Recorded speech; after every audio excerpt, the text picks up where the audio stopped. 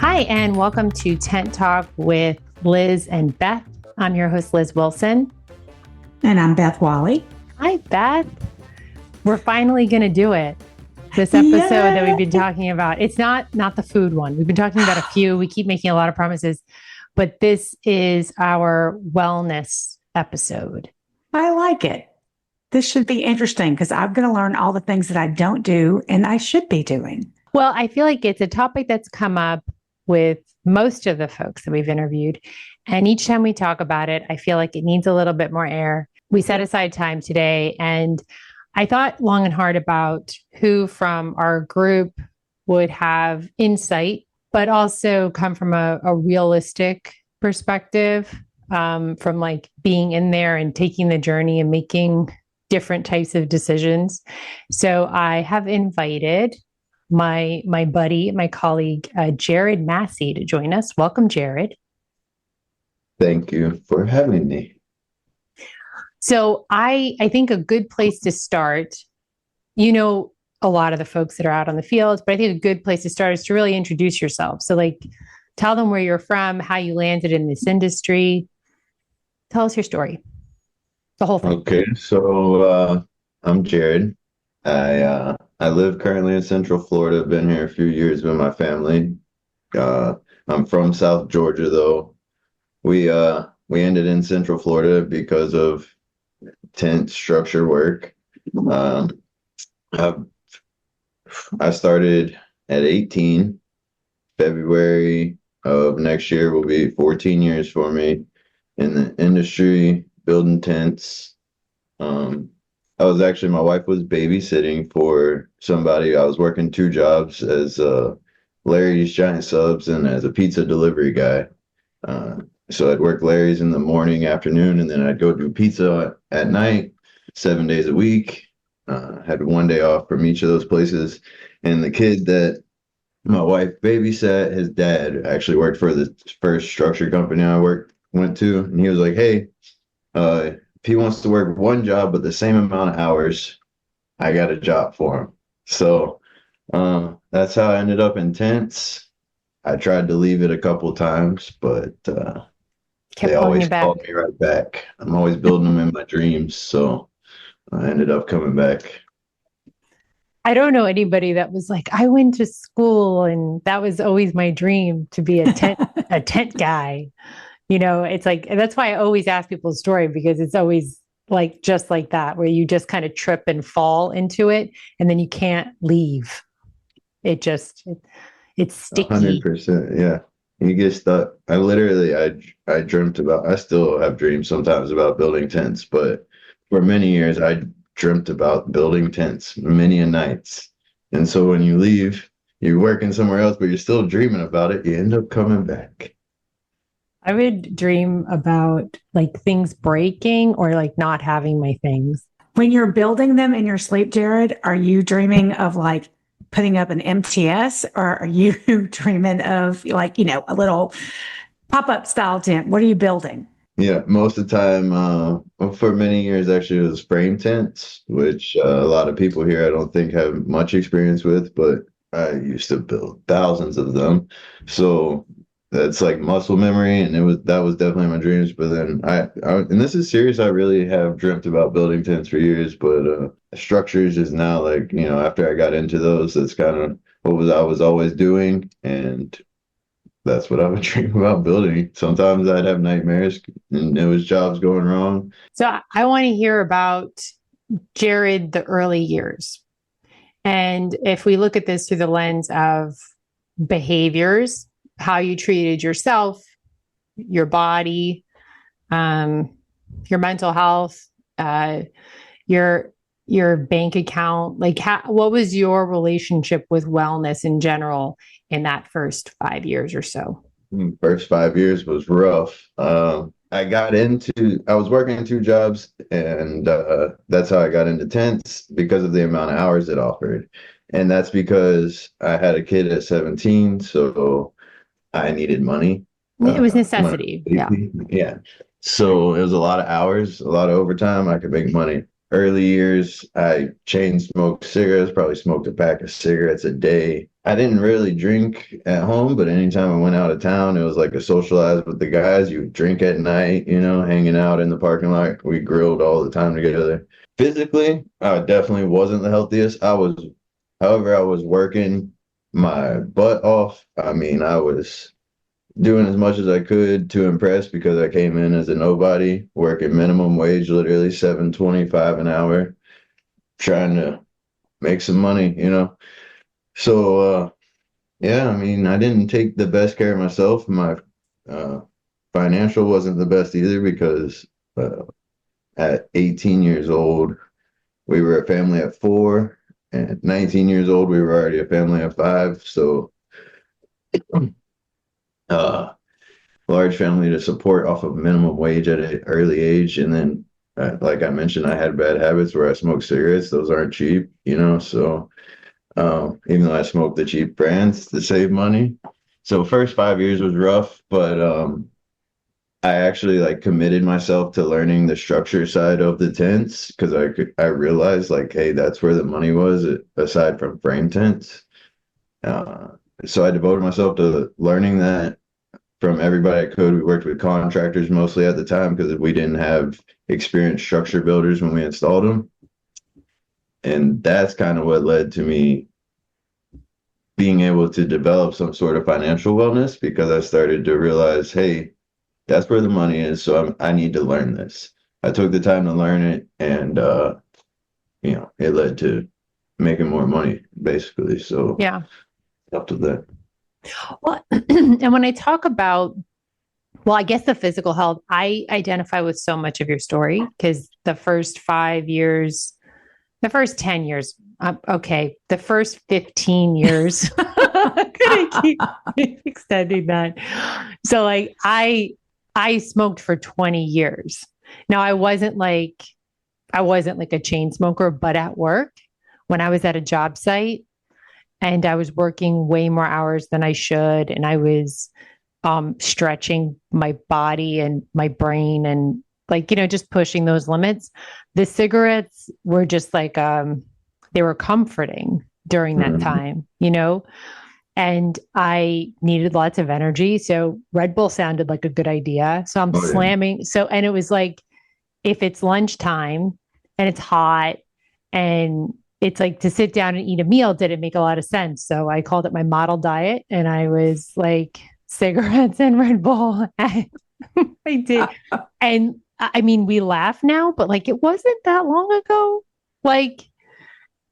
maybe 10 years ago, and it was very normal. And I didn't judge anybody else. And I didn't even judge myself because I don't think I realized what it was doing to my body.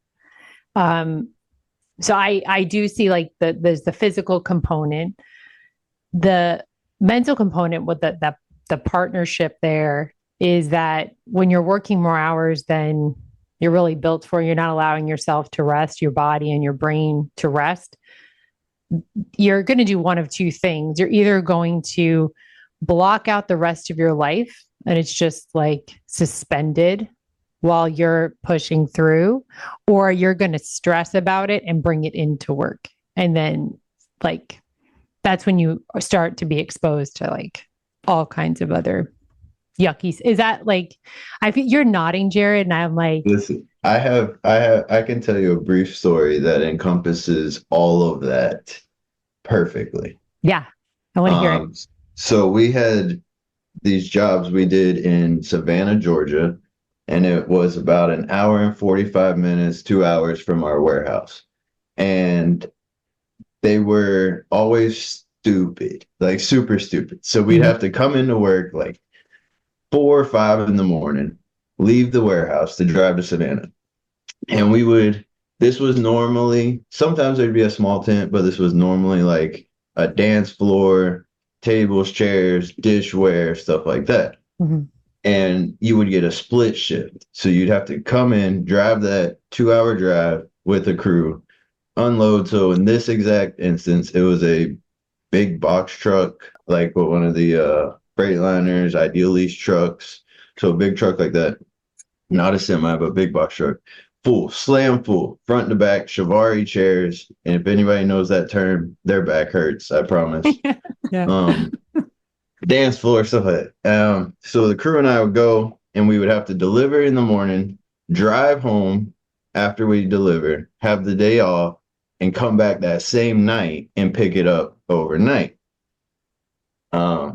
Well, as I mentioned, I had young kids, so I came home and I didn't go to sleep in between the split shift. I hung out with the family. I think this exact day we actually had a birthday party in between the shifts. So, Jeez.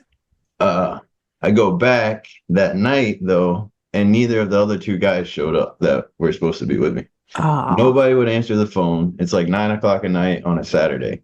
Nobody's answering the phone at all. So I'm like, well, I'm going to go do it, right? So I drive to Savannah in this big box truck by myself, and I'm pissed. I'm chain smoking cigarettes just because I'm tired, right? I get there, and I load this whole box truck up, and it took a ridiculous amount of time. I mean, I had to take the dance floor apart, stack chairs, everything.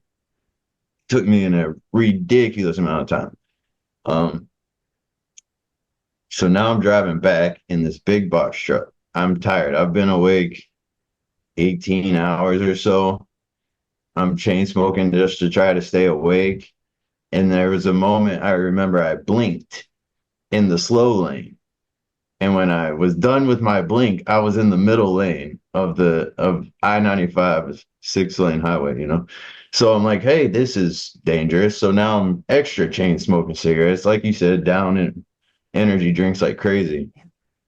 But so that's my physical, right? I'm like killing myself. I'm not eating at this point because I'm just like trying to survive. I'm chain smoking, down in energy drinks. And then also with the financial wellness, like you mentioned, I'm not eating lunch hardly anyways, because I don't have that much money. So if I can, I'm buying like $1 sandwich from McDonald's if I can. But I get back and now my mental is just blown, right? So I get to the warehouse and I get back at 8 a.m. when everybody's showing up for work the next morning. And I've already left some pretty dirty voicemails on my manager's voicemail because nobody would answer. Like, I'm trying to find somebody to come help me. Nobody would answer. And I remember just losing it that morning when I got back, just losing it with everybody. Like, F you, F you, F you, don't talk to me. I'm out of here. And some of it's warranted, right? But how much of that did you do to yourself? The wrong type of boundaries were created. Lack of sleep, lack of food, no work-life balance. Yeah. Well, sometimes you got to show up, right? And so like you could understand that, but I think in that moment there were other options. You know, I think the thing about events, and I don't know, somebody might be disagreeing with me out there somewhere. But the thing about events is like the pressure it's false. It's not real. These aren't actual emergencies. So you know what I'm saying?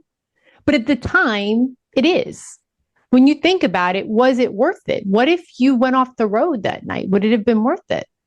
It would not have been worth it. Exactly. That's my point. So you weren't going to save somebody's life. You were going to pick up Shivari chairs. And I was going to make sure a bride wasn't mad the next morning when she didn't have a ball. She'll be all right. You know, she'll be all right. And like, I think that was my argument. I think there's something about that mentality that we grew up with, that it was like, these are emergencies, but they aren't real ones. And so just to circle back to the financial health and maybe define better where I was going with it, is that at that time, I don't think I thought about tomorrow. And I certainly did not think about retirement. I certainly did not think about 30 years from now. I was not thinking about any of those things. It took me so far into my career to think about, okay, well, how long do I actually want to work? And how do I want to spend my money? My 20s, I'm embarrassed on where my money went. Right? I'm mortified. I can. I have outfits. Yeah. I can send you pictures of outfits. Jared, I'm not sending them to you. but there were outfits. There were investments in purses that I'm embarrassed over, you know? And I'm not saying you can't treat yourself right. I have Starbucks addiction. Like everyone has their thing. But the idea is like, where do they fall on my list of priorities at that time? Well, and I think as we age, our priorities change so much. But the one thing I have done, I know as a parent now, I have preached to my kids. They have heard me say, don't do like me. Set that 401k up now. Right. Don't copy mom. Because I didn't do it young. Like what percentage of, like, do you have a healthy relationship with debt? You know, debt's okay. It's good. It builds your credit score. And, you know, to use credit is good. And then it helps you make bigger purchases and bigger investments later in life. But the way that you look at the money that comes in and where it goes and how it's allocated, what percentage is healthy. It's like how many folks take the time to do that? Like, what do you do if, like, I think we all have like good, stable jobs, right? But it's not like that all the time everywhere, you know? So what's your rainy day fund plan? You know, something goes wrong, especially when you have kids. Man, they're expensive, Jared. Wait, Jared, how many do you have? A lot of kids. I have 4 kids at the house. And well, you need to talk about the newest addition. We have to brag about him a little bit. I have the 4th that here at the house. Our newest addition is 2.5 months. Very happy to add him. It's life-changing because our youngest before him is 11. So we started all over. Had only ever had girls. So first son. That's a different diaper change for you. So we spent a lot of time talking about all of our mistakes. And I think what will be healthy is talk about Jared 2.0, right? Today, Jared, what does your routine look like? Or at least what was your turning point where you started to take care of all those things? What did that look like for you? Financials, I can tell you that it started with kids got older. We had some government assistance when we were younger because we were super poor and had a bunch of kids. But as you start making more money, hey, I'm doing better in life. I'm making more money. Guess what? They're like, hey, we're not helping you anymore. And you realize you're still not making enough, right? So just the drive from my family really supported that and pushed me to just gain knowledge as much as possible and experience, which then led to me, you know, like just really focusing on balancing that out. My physical, I can tell you the exact moment I stopped smoking cigarettes and really decided to take my physical well-being better. I came from being out of town for like 6 weeks. I was in Kentucky and I came home and I smoked when I was home, but when I was out of town, I smoked a lot more because I was at a hotel, never even around the kids, stuff like that. And I was playing with my kids in the yard, and after like 2 minutes, I couldn't breathe. I'm like, hey, I'm dying, and I'm way too young for this. I'm like way too young. My kids are young. I need to be able to play with them. And so I just said, hey, I got to be better for my kids. So again, just like they supported my drive for better financial balance and control in my life, they also supported more physical for me too. That's kind of how they got me there and how I got there. And so what actions did you take? So you quit smoking. Quit smoking. Like cold turkey? I tried cold turkey, and then I tried a bunch of different ways. I ended up doing some pouches for a little while, and then I ended up doing a vape pen, and then I was able to just quit after that. Like I just kept lowering dosage of nicotine intake until I was able to really quit. I've always kind of worked out, but I never took that too serious until I really gained weight, which happened after quitting smoking. And then there comes that balance too, where you start getting a little financial balance. You can afford a little more food, right? And so you eat it? Now your physical is not as good, right? I got a little more money. I'm doing all right. Now I can afford to eat out. Mhm. Which that's actually something that I found since working here when I was here on the road. I actually found a really good balance for my per diem, which was using a credit card that had rewards. And I only use that for my per diem, like for food while I was out on the road. And then when I got paid and my per diem was on my check, I just put however much per diem I got paid right onto that card. And I pretty much always paid the card off and then had like a rewards balance to where the credit card owed me money, you know? That's an awesome idea. I think that's like a really good, that's a really good idea for folks on the road budgeting. That's what I always did to, since I came here and it worked perfect. Like literally almost always owed me money. And were you fast food guy turned food shopper? Right before I came here, I really started taking my physical health like super serious. I'd already been stopped smoking for a little while. But I had started working out a little more. I quit drinking sodas and a lot of my sugar intake, stuff like that. So I wasn't fast food as much, but I was a lot of restaurants, especially like for dinner, Mm-hmm. which can be just as unhealthy as fast food, Yeah. really, if you Yeah. don't The order chain properly. stuff. Lunch, I almost always took my own lunch. I like to go to Walmart and get like a rotisserie chicken, and you can make like 5 meals out of that. Yeah, that's a good one.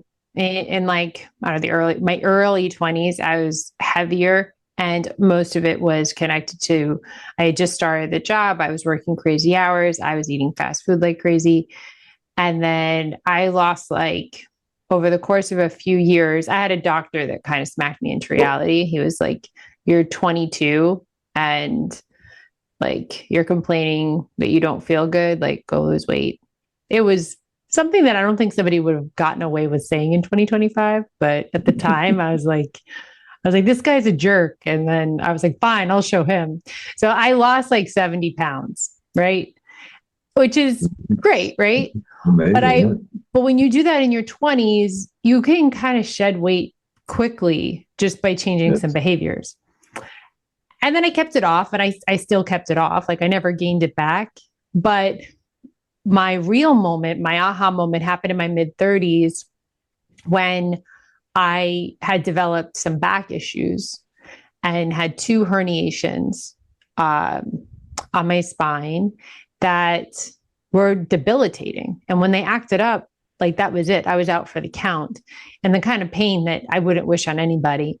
And I think there's a fork in the road for a lot of people. If you wait too long to deal with that stuff, it's just going to get worse. Yes. And you can go to chiropractors and go to doctors and they, give you shots and pain pills or whatever, stuff. But at the end of the day, the one thing that's helped it not progress and actually improve over the last 10 years was exercise. Mm-hmm. So, and I think that any effort to exercise before I was 35 was 100% vanity driven. And vanity is never going to get you that far. You're always going to eventually just, But the minute I was like, I might not be mobile, that was terrifying to me. So I think that being my driver, so it's not like a search for being tone. It was more like, I want to be healthy, just like with you playing with your kids, you're like, if I don't start taking care of myself, I'm gonna have a problem. So I've done all kinds of stuff. I love it. And I have to get creative with it, right? Because it could get kind of boring. But I know there's some guys on the road that will make time to go to the gym because it's a different kind of workout than doing your job during the day, because you can really target the right muscle groups and so yeah, I think lifting weights has been a big part. That's now in my 40s. I feel like it's all about, protein and weightlifting. So we're all bodybuilders now. It's like, wait till you hit the 50s. I think that I lift regularly. That's why I brought it up, Jared. Ran into each other a couple of times at the gym in the morning. So I actually had the opposite of you. I wasn't in great shape, but I was thinner in my 20s. And then when I came here and I have this credit card that owes me money from eating off of it, I was Mhm. eating pretty good. So I was still working out, but I was eating really good. I actually got the biggest I've ever been after I started here, like way bigger than I'd ever been. And my moment was not a herniated disc, but it still was something that'll hurt you pretty bad. And it was my youngest daughter telling me that she couldn't see my muscles anymore. And then I should probably start Just working throwing you out. shade. Yes, she has always been the most brutally honest Oh child. my God. And she did. She threw me straight shade.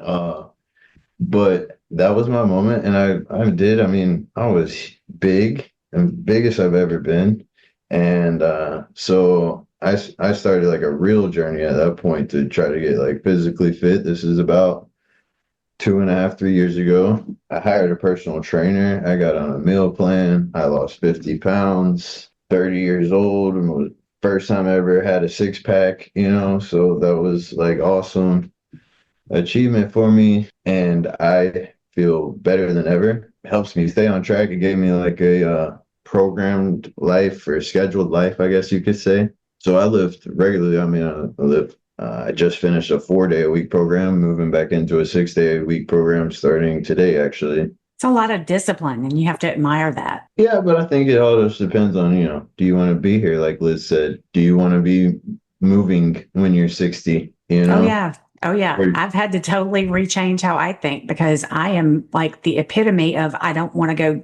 exercise. I don't want to go do this. I don't want to go do that. And I had to completely change my mind last year and kind of do just like y'all are talking about.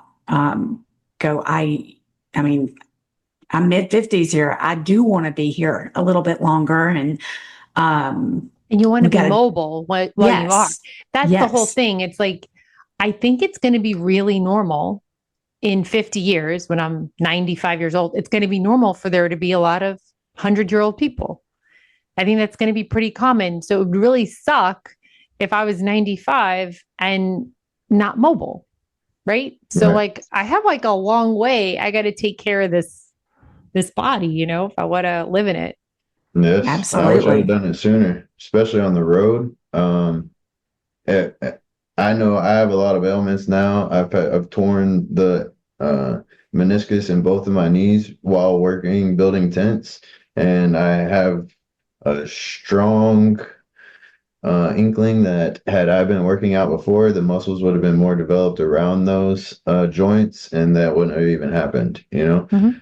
So I think working out would also have added to my longevity as far as working in the field and abilities in the field. Yeah. And that's such a good segue to ask, what advice would you give to some of these young kids that are joining us that are just starting out in the Sunbelt world or in the tent world? What would you tell them about any of these things, physical, mental, or fitness or financial? What would you recommend? Take care of yourself always and your family 100%. That is my number one recommendation first. But then I would say, like, in order to do that, you have to make money. So do your job and just do it right. It's not hard to just execute according to, there's an outline of how you're supposed to do your job and what it is. Just execute according to that. And if, you really want to go somewhere, continue to learn stuff and try to exceed a little bit. People notice, I promise you. Like I said, I started at minimum wage as a nobody. Now I manage crews across the country, so it can happen. And I've seen a couple young guys doing it because they heed this advice. But never stop learning. Take care of yourself. Eat healthy because that's a big thing, especially in the field in the heat. Food is just as important as what you drink as far as staying healthy out there. And that would be my advice to them. I mean, there's money to be made if you want to work at it. And there are foods that are hydrating. I think a nice way to close up, Sunbelt has the employee assistance program, which is available to us. So for the folks that are out on the road that maybe are struggling with any of these things, there's tons and tons of resources that are either supplemented or covered through Sunbelt. And also, if you use the Sunbelt health insurance, I know, like, if you're interested in talking to a therapist, I talk to a therapist regularly, and I use our insurance for it. I know that there's folks out there that use the employee assistance program for it, where you can get some free sessions.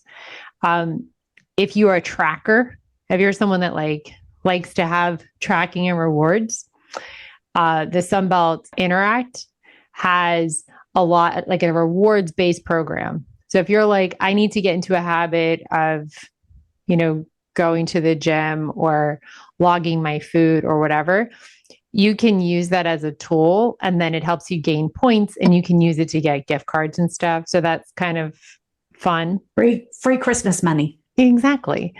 And then there's lots of apps for tracking your food, tracking your finances. If you haven't tried meditation, I strongly recommend it. It's an excellent tool for practicing like emotional regulation, your relationship with the outside world. So I use the Calm app. I know Headspace is out there. And then there's like tons of free ones. And then there's obviously like a million exercise apps. Do either of you have like favorites you want to share on resources or apps? I have experience with all of them. Employee assistance program, I personally used if you want to continue your education. Sunbelt is all for it, and they will give you $5,255 a year for schooling. I promise I used it, so it's there. The Interact app, I use that as well. It can also connect, if you have like a smartwatch, it can connect with that and some of the different options and groups on Interact, that it'll automatically populate in that, such as like our walking steps group that we were in, and Be Outside, like track how much you're outside every day just to make sure that you get outside into the sunshine a little bit, which kind of goes into the meditation. And then apps for tracking. My trainer has an app that has all my workouts and stuff, so that tracks it automatically. And then you also have like Apple Health, which keeps track of steps pretty good.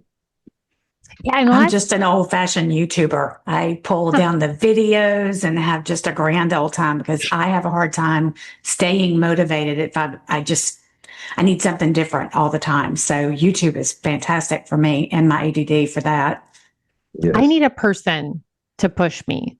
So I go to classes like the group fitness. I think at least at this phase for me, it works a lot. It's hard to do that. But I have to be in a place. Maybe that's what it is. I can go to the gym but once I'm in that environment, but I am unreliable at home.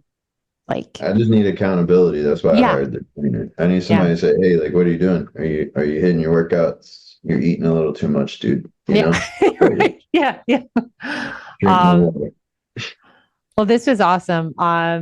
So any final thoughts, Jared, before we wrap up? Nothing else for me. I was happy to be here. Thanks for having me.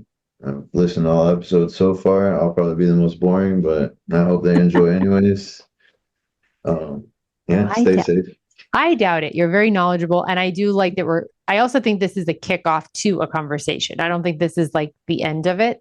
So I'm sure we can do updates on this. We could have different guests and stuff in the future, but I think it'll be a good way for us to gauge interest in this topic. So thank you so much. Maybe you could lead us in an exercise class, Liz. Yeah. Well, we'd have to switch to video. It's very complicated. Oh, okay. Yeah. So, well, thank you guys so much, and stay safe out there, and we'll see you guys next time. All right. Have a good one.